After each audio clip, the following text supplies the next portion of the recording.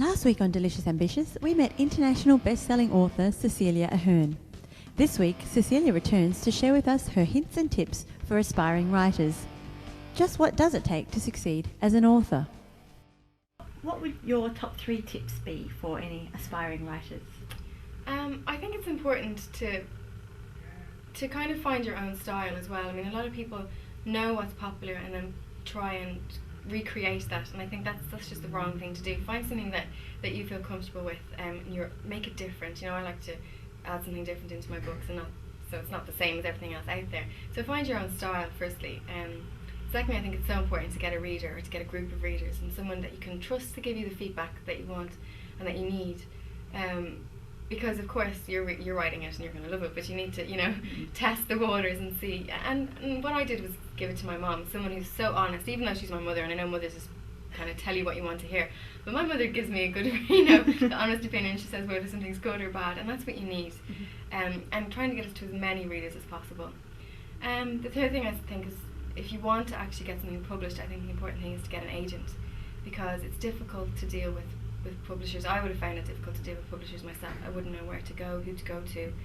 And the thing about my agent is that she's kind of like a matchmaker. She'll bring me to an editor she thinks will actually treat my story with the care that it deserves. Someone who will actually connect with that kind of a story. Instead of just going to any editor and any publisher, she'll kind of try and make sure it's going to the right people. And so it's important to get an agent and kind of help you just deal with all those contracts and things like that. Yeah. So I think they're the 3 most important things.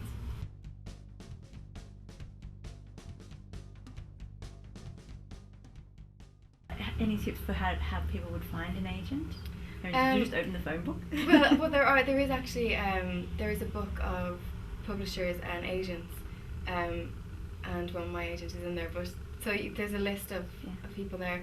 But also, I think if you're going to creative writing courses or writing classes all around, there'll be people will know there, like either your teacher or something will know of local agents or who to send your work to. Yeah.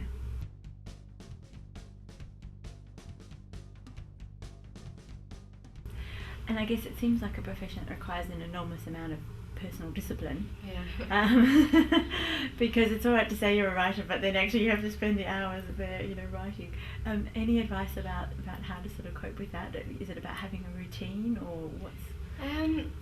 Yeah, it's difficult to kind of. I mean, every writer, which is so interesting, has a different kind of routine. A lot of people are 9 to 5, or they want to get a certain word count done a day. I'm very whatever. I mean. Really, once I start something, I don't really stop, which is why things go so quickly. So I'm all or nothing.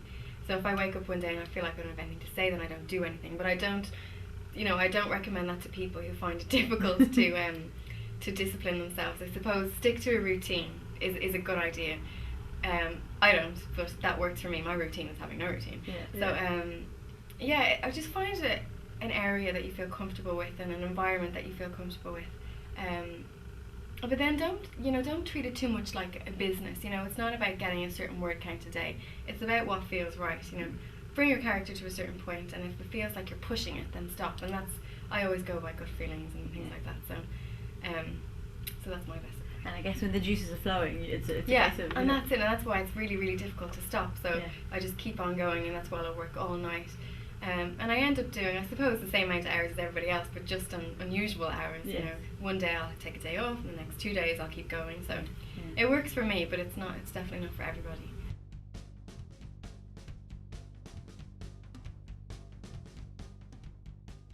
And any other tips that you would offer or advice to sort of aspiring writers?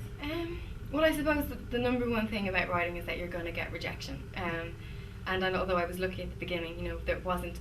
Not all publishing companies were saying, yes, Cecelia, we want your book. We definitely got rejections, and I think you just have to learn to deal with that and just keep on, don't let it deter you, and just keep on going.